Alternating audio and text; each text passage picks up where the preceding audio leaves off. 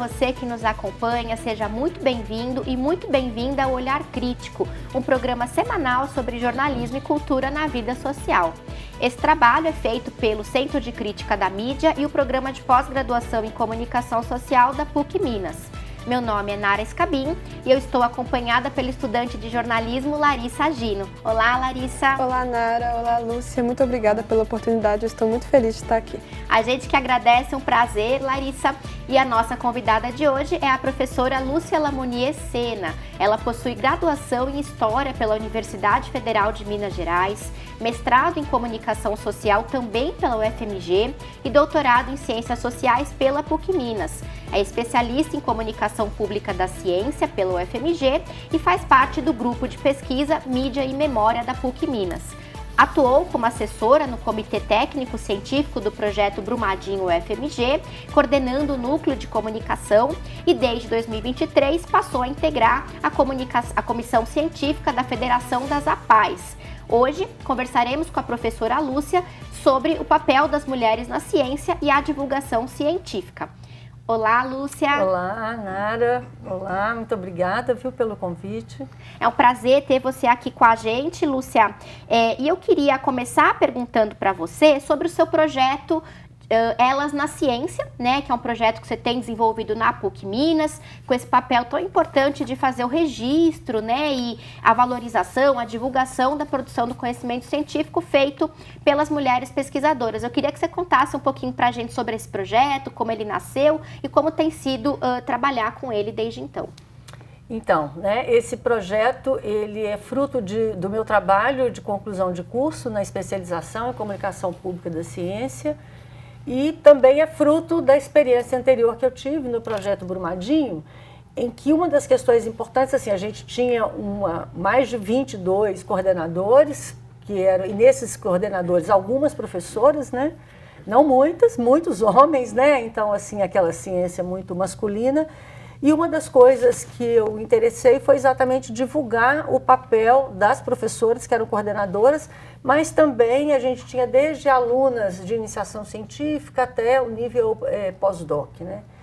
Então, nessa plataforma que foi criada, eu criei essa plataforma especificamente para divulgar as mulheres. Então, quando eu fui fazer esse trabalho de iniciação científica, eu falei, bem, eu trabalho na PUC, conheço muito pouco o trabalho das mulheres na PUC Minas. Então, acho que vai ser uma ótima oportunidade para criar uma proposta que a gente possa dar visibilidade e também um espaço para questionamento do trabalho das mulheres na PUC Minas, na ciência, né? E foi assim que nasceu o projeto, uma proposta multimídia, né? Inicialmente era um projeto muito mais grandioso do que nós conseguimos. Então, era um site, esse, né, já está no ar, né, há um tempo. E nesse site nós fazemos um trabalho de entrevistas, são entrevistas narrativas em que essas professoras falam da sua trajetória, né? Então, desde a escolha, sei lá, por que eu resolvi ser engenheira química, né? Uma das professoras. Aí como é que tem toda uma história, às vezes do ensino médio, algumas por incentivo dos pais, outros ao contrário, né? O pai não queria. Tem uma história até bem engraçada, assim, de uma professora que ela falou que ela tinha pavor de insetos, baratas, e ela é da biologia. Ela falou, bem, então eu tinha esse pavor e hoje eu estudo sapos e pererecas, né?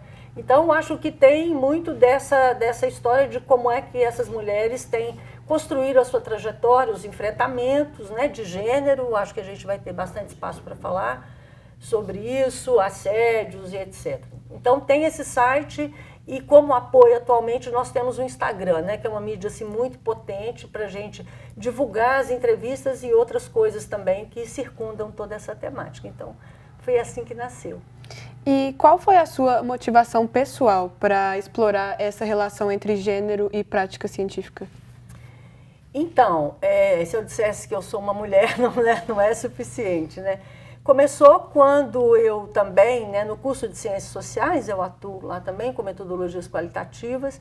Eu fui uma das fundadoras de um núcleo em que nós estudávamos segurança pública e num certo momento, né, estudando a questão de redes de crack, os mercados ilegais, né, do tráfico de drogas, eu me deparei com uma questão muito importante. Primeiro, assim, como é que quando se falava das mulheres era muito moralista tudo, sabe? Então, sempre as mulheres eram colocadas, ó, pobres mulheres, né, que se dedicam a isso porque são subjugadas pelos homens. Então, uma forma de conceber a participação das mulheres de forma muito subjugada, pouco autônoma, né?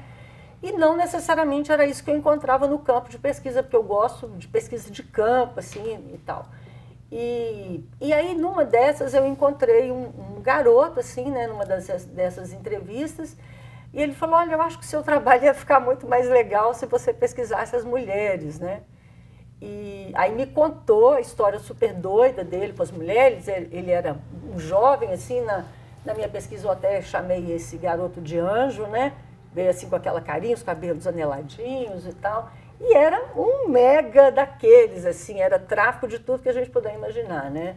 Clone de cartão, era uma coisa muito pesada e uma relação muito complicada com as mulheres. Mas não dava mais tempo, eu finalizei esse trabalho e resolvi então estudar só mulheres nos mercados ilegais, né, das drogas, e, enfim, né, uma coisa vai puxando outra. Eu acho que é uma trajetória mesmo. Depois eu fui estudar a maneira como a mídia também aborda essas questões, então as moralidades são terríveis, né? Eu acho que a gente tem muito que se dedicar ao estudo da ciência, o gênero, porque tanto da parte, vamos dizer, do próprio campo científico, quanto de outros campos, a maneira como se percebe as mulheres ainda é muito carregado, né, de valores, enfim, os mais, né, vamos dizer, os mais moralistas, os estereótipos. Muito bom, Lúcia. A gente tem agora uma pergunta da estudante Maria Emanuele, que trouxe aqui uma questão para você. Vamos ver o que a Maria Emanuele te pergunta. Olá a todos, meu nome é Maria Emanuele e minha pergunta vai para a professora Lúcia, que inclusive foi minha professora e eu tenho um grande carinho. Bom, Enedina Alves Marques foi a primeira engenheira civil negra formada no Brasil no ano de 1945.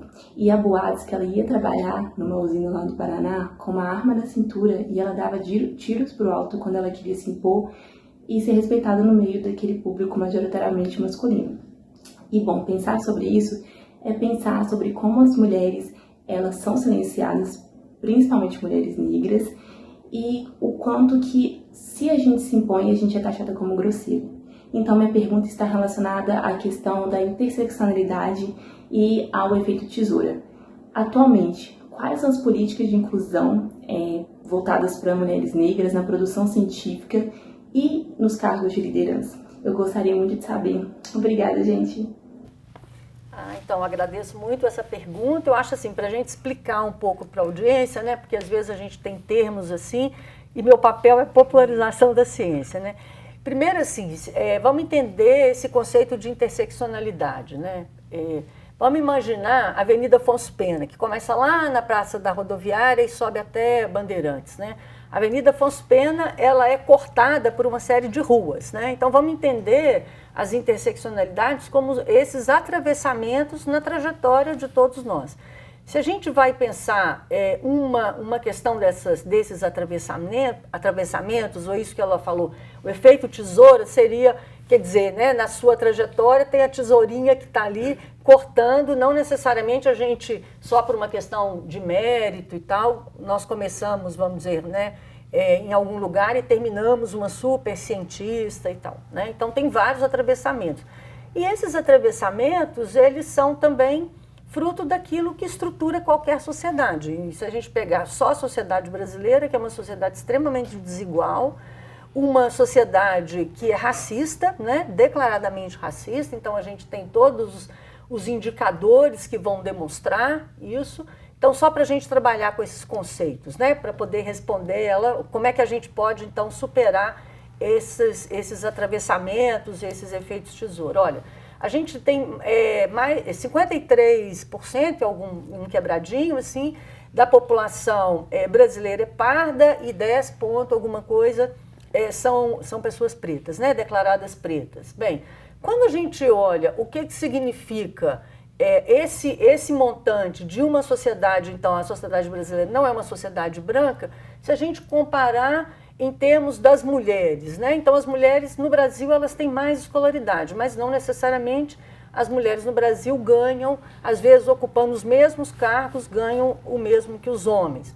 Se a gente pegar uma interseccionalidade intragênero, por exemplo, né, o que significa horas trabalhadas por semana com afazeres domésticos, né? Em média, os homens têm, por semana, gastam 11 horas com trabalhos domésticos, né? As mulheres gastam, em média, 21 horas. Quando a gente compara, por exemplo, mulheres negras, né, brancas e pardas, e mulheres brancas, as mulheres pretas têm 22 horas e as mulheres brancas 20. Né? A gente tem aqui, em termos do que são as mulheres com ensino superior, não é? Então, a diferença entre mulheres negras, né, brancas e pardas, e aquilo que são as mulheres brancas, então a gente tem 29% de mulheres brancas com escolaridade superior e 14,7% de mulheres pretas e pardas. Então, quer dizer, isso significa a interseccionalidade, né? Então, quer dizer, como é que, não é necessariamente só querer, mas é como é que esses atravessamentos vão chegando até lá. Eu acredito que a única forma da gente superar, né, essas questões é com política pública, né? Então, todas as políticas que podem, de alguma forma, contribuir para que esses atravessamentos eles sejam menos, né, vitimem menos aqueles que estruturalmente já são penalizados. Larissa. Então, para contextualizar a próxima pergunta, eu gostaria de mencionar um estudo publicado na revista Science em 2017, que revelou que meninas de 6 a 7 anos tendem a se considerar menos brilhantes. Além disso, ao citar exemplos de pessoas inteligentes, a maioria dessas meninas menciona meninos e não, né, mulheres. Na nossa sociedade, isso se reflete no fato de que brinquedos de alquimia geralmente são oferecidos para meninos e brinquedos de cuidado, como casinhas e bonecas, são geralmente destinados às meninas, reforçando assim o papel social imposto às mulheres, né? Então, qual que é o papel da instituição educacional na formação do pensamento crítico desse público infanto-juvenil para evitar a reprodução desses comportamentos? E quais são os desafios a serem enfrentados em uma sociedade que vê esse comportamento das instituições como doutrinação? Olha, eu acho que a escola é central, né? Vou contar um casinho bem rápido, assim, meu pai gostava muito de ver astros, estrelas, aquela coisa, ele tinha um telescópio, e aí quando nós estávamos assim, né, no ensino fundamental, na minha família era muita mulher e tinha um primo, e eu achava aquilo espetacular e pedi ao meu pai, ele falou, não, isso aqui não é para você não, e deu para o Renato, esse meu primo, né? E isso mostra um pouco como é que a família, quer dizer, a escola é central, mas a família já traz muito isso, né? Meu pai, que tinha escolaridade, achava que para a mulher, assim, né, uma boa tecnologia de pano de chão, essas coisas, estava ótimo. Brincar de casinha, de boneca, exatamente. Né? Então, eu acho que hoje a escola ela já mudou, né? Então, assim, ainda bem, né? A gente está falando de um século atrás, né? Sou bem velhinha. E a escola hoje ela já não reforça, pelo contrário, né? Eu acho que inclusive essas iniciativas, quando a gente olha as jornadas da matemática e outras coisas, há um incentivo grande que as meninas participem, né? Mas claro que, como a gente está falando também das estruturas, quer dizer, aquelas pedras, né, os alicerces da sociedade, a gente não sai derrubando tudo rapidamente. Eu acho que ainda há questões que são muito importantes, essa questão das meninas se acharem, né, menos inteligentes, porque também, o que é a ideia? Que a inteligência está ligada só às ciências exatas, né? Como se, por exemplo, as humanidades não fossem uma dimensão de inteligência, a literatura não fosse uma dimensão de inteligência, o próprio cuidado. Então, quando a gente olha, por exemplo, essas disciplinas que são ligadas à odontologia, às áreas da saúde, tem muita mulher, muito em função dessa ideia de que as questões do cuidado estão relacionadas às mulheres. E mesmo a medicina, né? Então, medicina já foi predominantemente masculina, mas ela também foi se tornando feminina, mas uma ideia de quem vai desenvolver ciência na medicina, a princípio, são homens. Então, acho que a escola, né, desde a escola infantil mesmo até a própria universidade, a gente tem que ir quebrando essas questões. Eu acho que se a ciência é produzida em centros acadêmicos, né? Então a ideia da academia ela começa bem lá atrás. E a gente vê, por exemplo, agora o caso do Enem, né, Lúcia, com trazendo esses debates, né? A gente acabou de passar aí por uma edição do Enem, né, 2024, que traz debates sobre igualdade de gênero, diversidade, igualdade racial. Isso é importante, né, para estimular que esses debates aconteçam em sala de aula, né? E que essas práticas também sejam transformadas em sala de aula, não é isso? Não, isso é fundamental, né? Inclusive a gente sempre tensionar, né? Eu gosto muito assim dessa disciplina de metodologia qualitativa, começar, gente, quando eu falo em cientista, aí a galera começa, é jaleco, é Einstein, é Marie Curie. Falei, caramba, só existe assim Marie Curie, Einstein, jaleco, sabe? Um homem, eu penso em ciência, eu penso em um homem, eu penso em um homem maluquinho e tal, né? Um imaginário, né? Exato, então acho que a gente tem que ir quebrando essas questões, né? E sobre a questão da doutrinação, eu acho que as famílias, por essa estrutura que você disse, elas reforçam isso e acreditam que a escola, quando elas têm um posicionamento de valorização da inteligência feminina, a família vem em contramão a isso e considera isso uma doutrinação das próprias filhas, né? Se você pudesse comentar isso. Eu acho que, né, nesse momento, acho que nós estamos vivendo assim, um desafio grande, porque também a ciência tem sido muito questionada, né? Eu acho que tem esses tensionamentos, nós voltamos com força muito intensa a questão dos negacionismos, né? A próprio movimento anti-vac, que é o movimento anti-vacina, né? Acho que a gente tem assim, um caldeirão. Mas eu acho que quando a escola, ela traz algumas coisas, renovando pensamentos, é mais comum que a família venha junto, sabe, do que a família. Então, acho que também é isso, a escola conseguir trazer a família para dentro desse conhecimento, né? A família também tem que ser incluída, né, nesse processo. Claro, né? porque a família é importante. Não adianta também, a escola era isso. Não adianta a escola dizer, não, você pode usar o telescópio, se meu pai, né, falar, não, isso aí não, né, esse telescópio não é para você. Então é isso, os primos tiravam carteira primeiro porque os homens, né, já manipulavam os carrinhos e tal, e a gente ficava lá com panelinha, não sei o quê, se você queria fazer uma alquimia com as panelinhas, já vinha a mãe correndo, não, isso é perigoso, não sei o quê, né? Também eu tinha uma irmã que gostava de plantar para ver sementinhas nascer, né? Ela era instintivamente assim da área da biologia e tal. A minha mãe vai sujar a roupa toda, fica fazendo, então, às vezes, alguns impedimentos em relação às mulheres, né?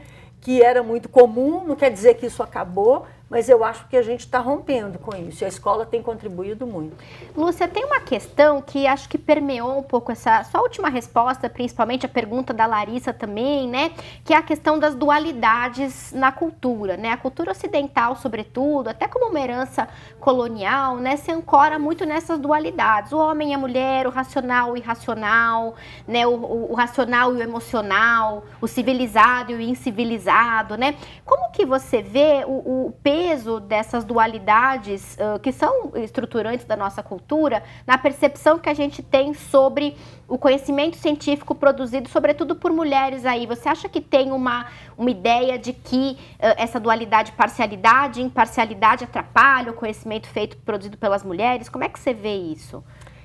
Então, também, né, para a gente entender, quando a gente está falando de ciência, nossa herança, né, ocidental, uma coisa que começa muito lá atrás, né? Então, vou falar lá do século XVI, quer dizer, muito lá atrás, em que a própria construção da ciência ela foi toda sob pilares que são os pilares da dualidade, né?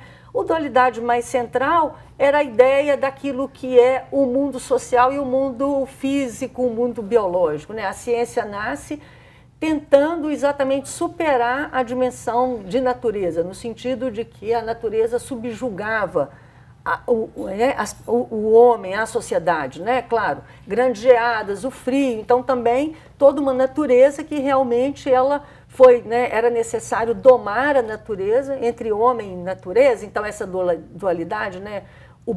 Aquilo que é o biológico, o social, o natural, o artificial, todas essas contraposições, elas foram fundamentais para uma construção daquilo que foi o conhecimento.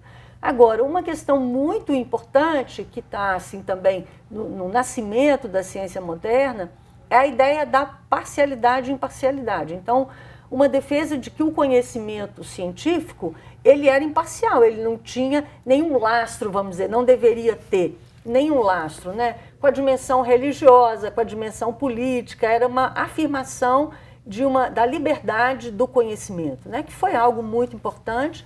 No entanto, quando a gente, né, quer dizer, todas as construções, historicamente, elas vão também se ajustando, às vezes melhorando, às vezes piorando.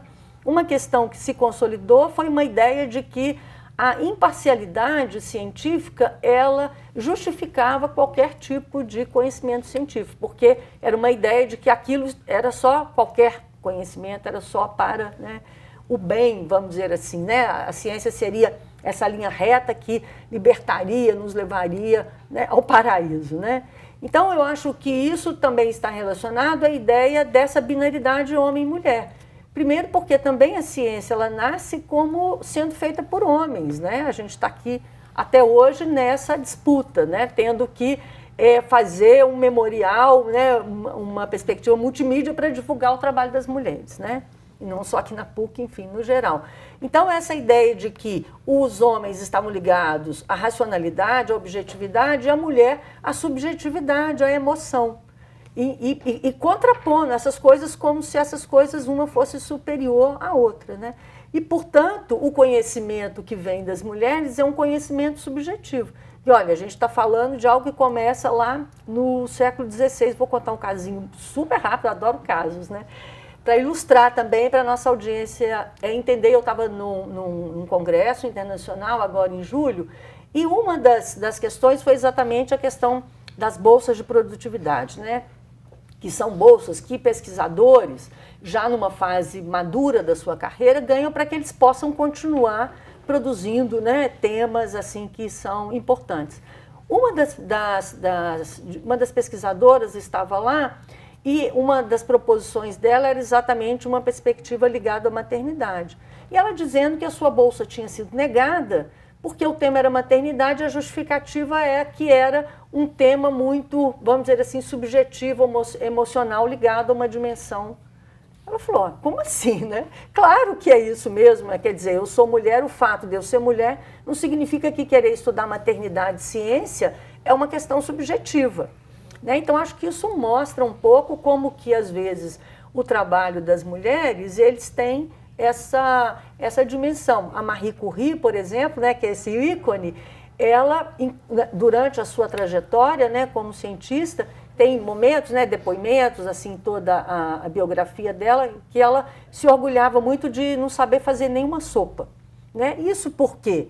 Porque ela queria fugir completamente do que é o estereótipo mulher naquele momento, porque a ciência era masculina. Né?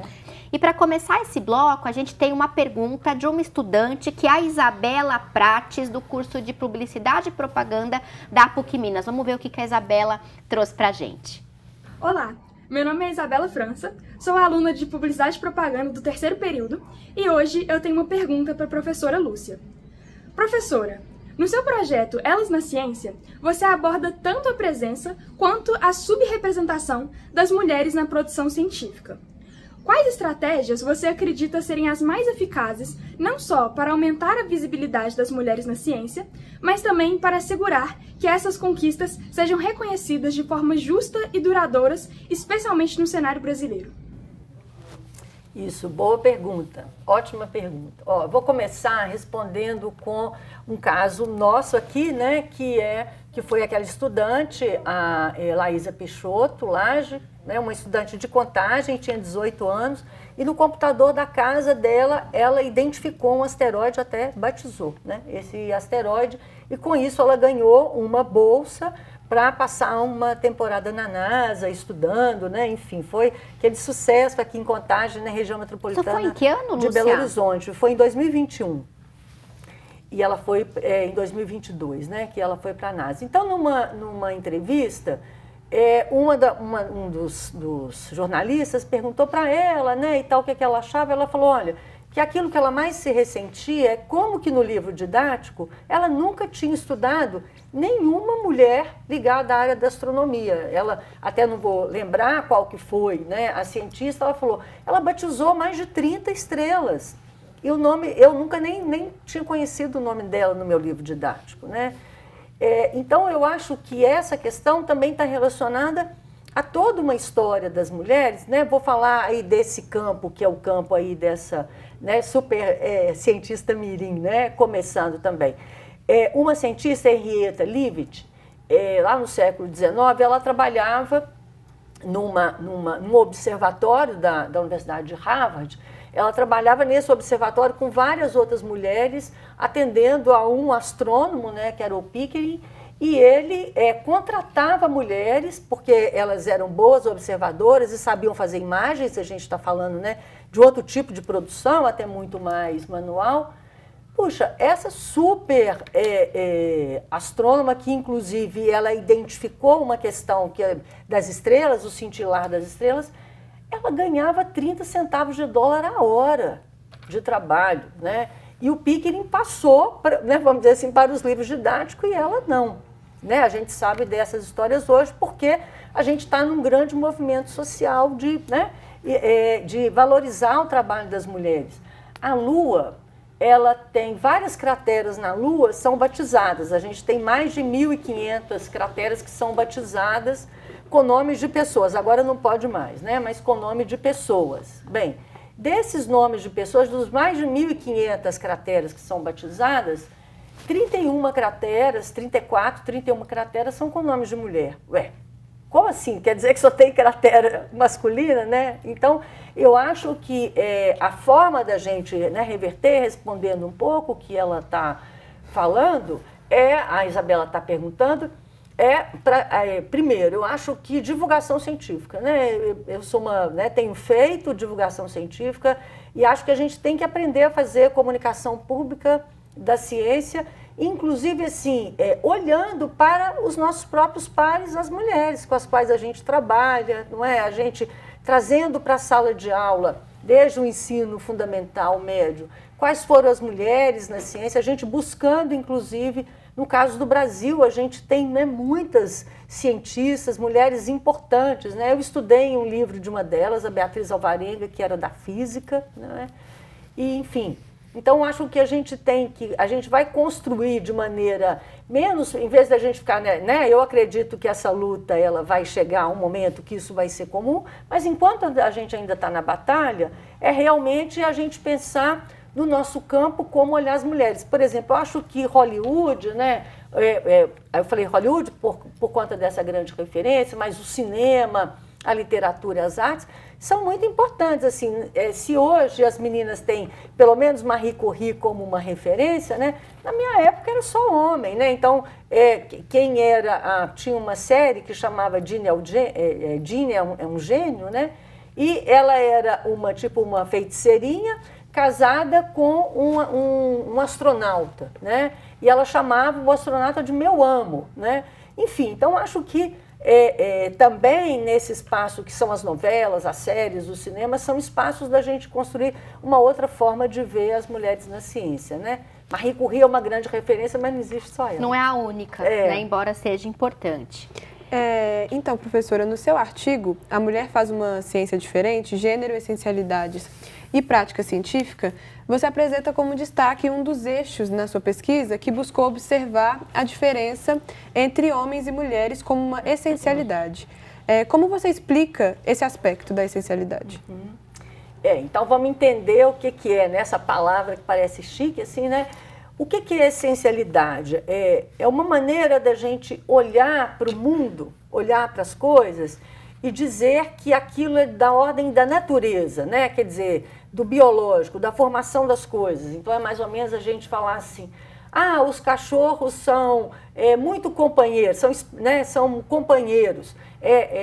O cachorro é essencialmente companheiro. O gato é essencialmente... não é afetivo, é autônomo, né? As mulheres são essencialmente assim, os homens são essencialmente assados, né? Então isso é que é uma ideia da essencialidade. E a grande contribuição dos estudos feministas foi mostrar que aquilo que se falava em termos das essencialidades, os homens são fortes, inteligentes, as mulheres são doces, meigas, agregadoras e tal, pacientes, né, cuidadoras, não é uma questão essencial, não há nada, não há nenhum fator DNA ou uma dimensão biológica, né? Exato, que nos faz ser de uma forma ou de outra, né? E que aquilo que se falava em relação às mulheres, inclusive, as mulheres não são afeitas à ciência ou à política e tal, era uma dimensão cultural. Então, a ideia dos essencialismos e da cultura é exatamente a gente quebrar qualquer explicação, vamos dizer assim, que seja dessa ordem e colocar na cultura, numa formação, nas hierarquias, nas disputas de poder que existe, né, na sociedade, determinadas condições a um ao outro, né? Inclusive, por exemplo, vão pegar que essa dimensão foi uma dimensão muito importante para justificar, por exemplo, não só o lugar das mulheres, né, em determinados lugares, o espaço doméstico, mas, por exemplo, inclusive naquilo que diz respeito à criminalização da pobreza, criminalização, né, das pessoas pretas, né? Então, essa dimensão é muito importante da gente colocar isso no social, na cultura. Na minha pesquisa, eu sempre indago para as mulheres isso. As mulheres fazem uma ciência diferente? Isso é uma pergunta, né, na narrativa. Mas, olha, eu estou encontrando dois elementos. Aquelas mulheres que vão dizer, sim, as mulheres fazem uma ciência diferente, né? Temos mais jogo de cintura no campo, de pesquisa, né? Enfim, negociamos, sabemos, temos um olhar crítico, elas vão dizer de uma dimensão da essencialidade. E outras que vão dizer, olha, talvez nós façamos uma ciência diferente porque culturalmente estamos nesse lugar e tal, temos que trabalhar mais para justificar. Então isso ainda está em aberto, sabe? Né? Eu particularmente não acredito que as mulheres façam uma ciência diferente porque somos mulheres, né? Eu acho que qualquer pessoa faz uma ciência diferente porque pelo seu objeto, pela maneira como se dedica e por aí vai. Seu histórico de vida, Exato, né? Tudo isso. Muito bom, Lúcia. A gente está quase no finalzinho do bloco, mas tem tempo para mais uma pergunta do estudante João Vitor Ferreira. Vamos ver o que o João pergunta para você. Oi, Lúcia. Meu nome é João Vitor, eu sou estudante de publicidade. E atrás de um grande homem sempre existe uma grande mulher. E em contraposição a essa frase, o filme Estrelas Além do Tempo mostra como Mary Jackson, Katherine Johnson e Dorothy Vaughan fizeram contribuições ao lado de outros cientistas para que fosse possível a chegada do homem à Lua, enfrentando racismo, machismo.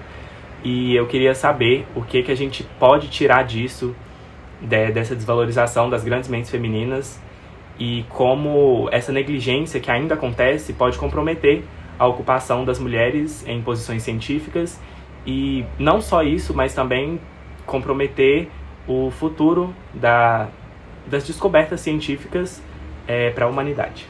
É isso, eu espero que você me responda. Beijo. Isso, pergunta inteligente e muito simpática também, adorei esse beijo no final. Então, João, eu acho que a gente está aqui, eu sou uma pessoa muito otimista, né? Então, sou uma mulher lutadora pelo espaço das mulheres e eu vejo com otimismo, não vejo como isso compromete, né? Eu acho que na verdade, assim, essas diferenças, como eu falei, são de dimensões estruturais, claro. Se a gente olha assim, quem globalmente ocupa os espaços mais ligados às áreas tecnológicas, mais de 80% são homens, né? Quando a gente olha essas grandes empresas, né, essas big techs que são hegemônicas, que comandam a nossa vida, né? Então a gente está falando da Meta, a gente está falando Google, a gente está falando, né, do TikTok, estamos falando também do X, né, o antigo Twitter. Esses comandos são masculinos, né? Então eu acho que realmente assim ainda nós temos esses espaços ligados, sobretudo às áreas tecnológicas, muito ocupados por homens, né?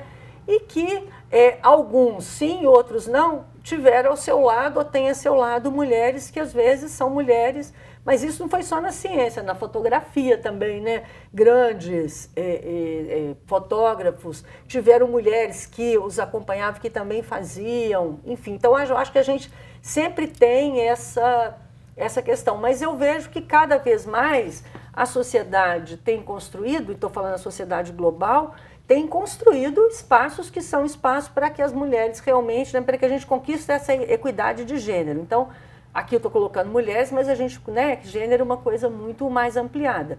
Eu acho que a gente pode ver os objetivos do desenvolvimento sustentável da ONU, um dos objetivos, que é o ODS 5, propõe equidade de gênero, e quando a gente olha o compromisso do Brasil com isso, há desdobramentos, né? Desdobramentos no sentido, inclusive, de mais espaço para mulheres nas áreas, no acesso às tecnologias da informação, da comunicação, a questão financeira e tudo isso, né? Então, acho que isso é uma forma mesmo, né, da gente ir quebrando. Então, eu sou mais, vamos dizer assim, mais otimista em relação a isso. Eu acho que se há grande comprometimento, por outro lado, há também mulheres que estão, né, batendo nas portas e às vezes pé na porta, né? Vamos lá, a gente vai conseguir. Né? Então, seja mais esperançoso, João.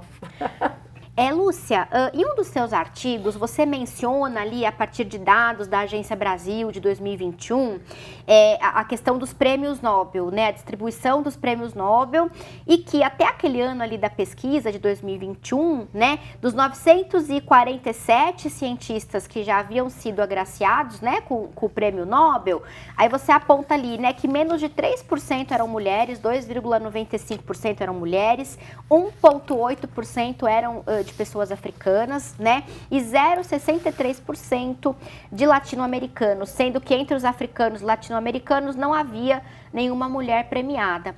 Esses dados, eles chamam muita atenção, né, Lúcia? Porque a gente vê aqui, na verdade, uma reprodução de uma estrutura de divisão do trabalho, de divisão de recursos, que, na verdade, perpetua a lógica colonial. Né, o centro capitalista, os países centrais do capitalismo exercendo e sendo reconhecidos, né, por esses papéis de liderança, de destaque na produção científica, tecnológica.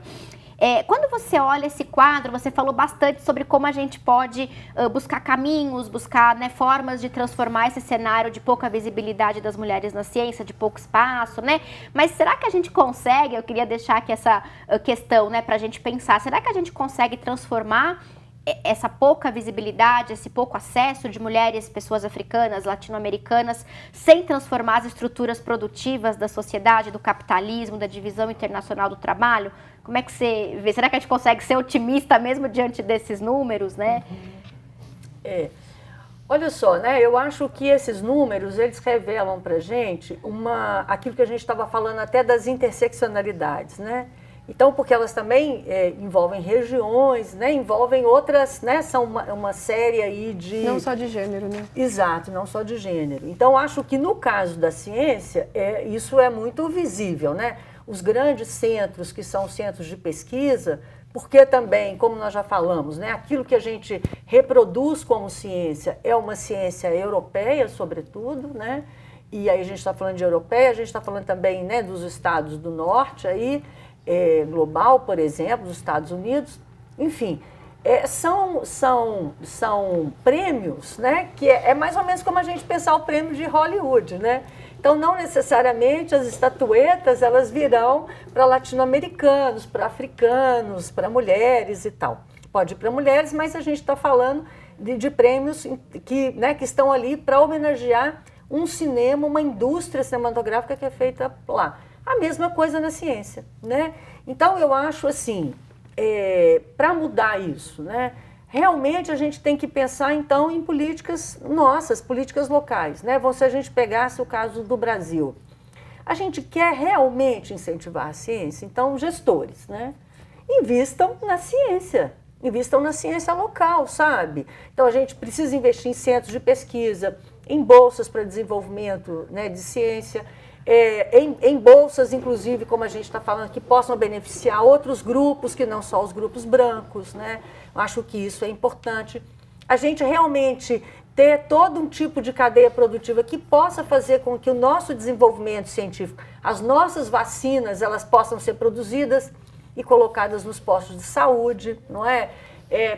Por exemplo, eu conheci, me chegou um grupo, que é um grupo ligado à agrofloresta, e que produz cacau, que está desenvolvendo um tipo de cacau, um tipo de chocolate brasileiro, com cacau nosso, enfim. Porque se a gente continuar simplesmente funcionando como commodity, quer dizer, a gente vende matéria-prima e tal, e depois compra os remédios, compra a tecnologia, realmente essa questão não vai mudar. Muito bom, Lúcia. A gente tem agora mais uma pergunta só da aluna Oade Nathalie Bispo. Vamos ver o que a Oade traz pra gente. Olá, meu nome é Oade, sou aluna do terceiro período de jornalismo no Campus Lourdes e eu queria te fazer uma pergunta. A gente tem visto que as mulheres têm alcançado lugares cada vez mais altos na ciência, porém nem sempre seus avanços são noticiados. Você poderia dizer para a gente algumas cientistas contemporâneas que você acompanha o trabalho, que você conhece, e quais foram os seus maiores avanços nos últimos tempos? Obrigada. Isso, Oade, muito obrigada aí por essa questão. Então, acho que todas as questões aí colocadas pelos alunos, a gente está sempre batendo nisso, né? Assim, como é que a gente vai avançar, como é que a gente vai dar visibilidade.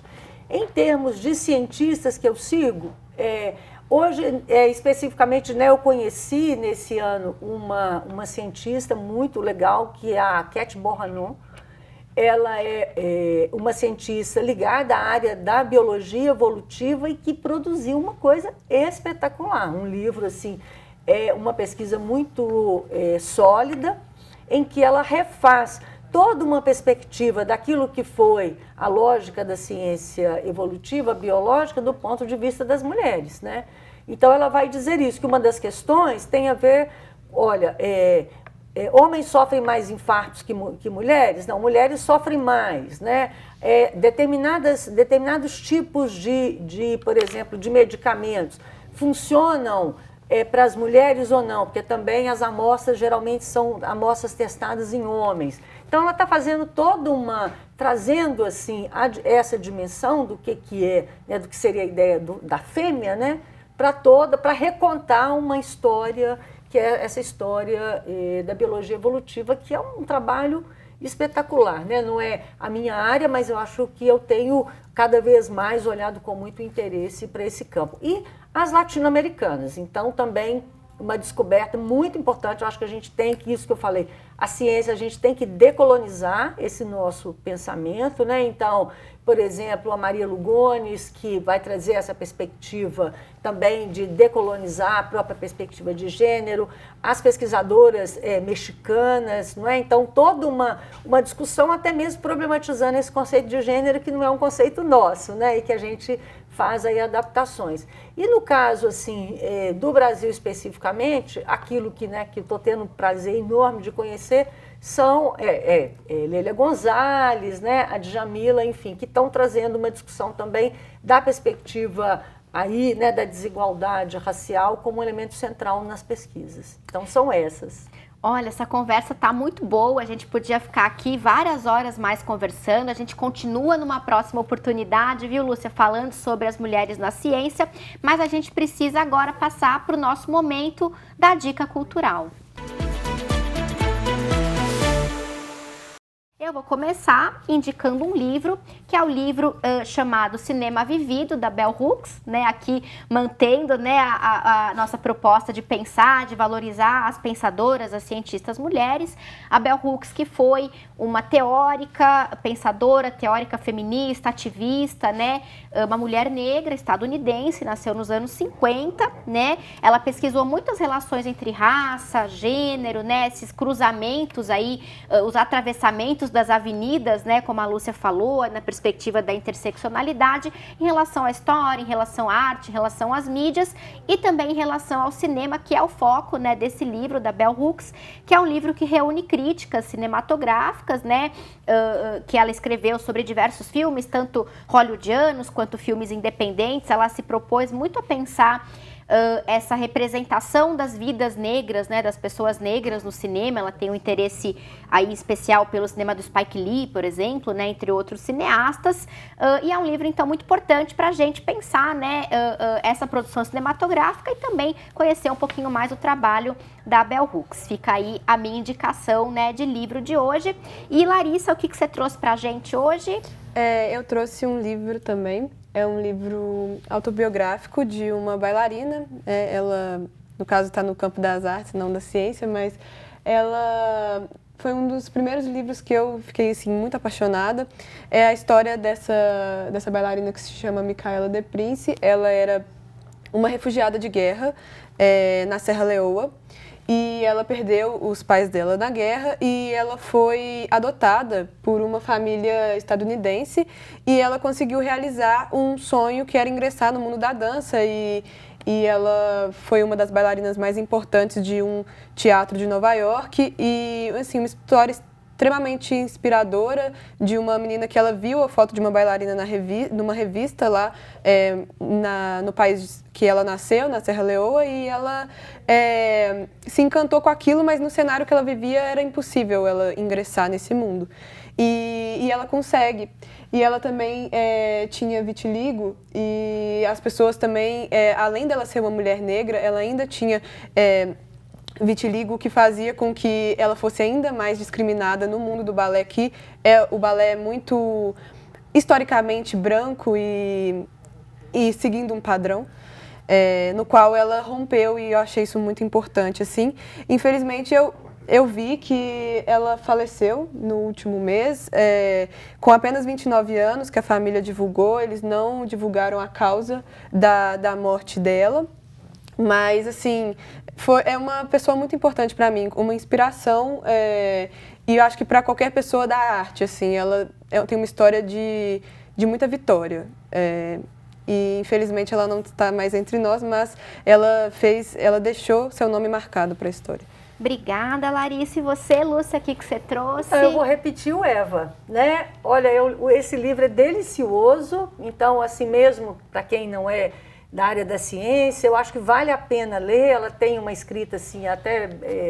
às vezes faz até a gente rir, né? Ela começa dizendo, é porque eu tenho celulites, é porque isso, porque eu menstruo, sabe? Então, como é que uma maneira, assim, também da gente olhar para a história, vamos dizer assim, né? Dos homens homo sapiens, né? Então, de uma maneira muito diferente. É divertido, é um livro para as férias. Boa dica, Lúcia. Muito obrigada. Não li ainda, mas agora temos aí um incentivo a mais, né, para conhecer a obra. Queria agradecer muito a vocês, então. Lúcia, muito obrigada pela sua participação, por compartilhar todo o seu conhecimento, né, por trazer para a gente reflexões tão importantes. Foi um prazer estar com você aqui hoje. Eu que agradeço também pela oportunidade. Vou pedir a todo mundo para seguir a gente nas redes sociais. No Instagram é elasnasciencia.pucminas, e o nosso site é elasnasciencia.pucminas.br. Muito obrigada, Lúcia. Larissa, obrigada a você também. Eu gostaria de agradecer também, Lúcia. Obrigada pela oportunidade de dividir o seu conhecimento aqui nessa mesa, que já trouxe tantas pessoas incríveis, e você também com muito conhecimento para a gente. Muito obrigada. Obrigada, Nara, pela oportunidade. Obrigada, gente, foi um prazer. Obrigada a você que nos acompanha de casa. E assim terminamos aqui o nosso programa. Lembramos a você que ele está disponível também no YouTube e nas plataformas Spotify e Deezer. Nos acompanhe por lá também. Um abraço e até a próxima semana.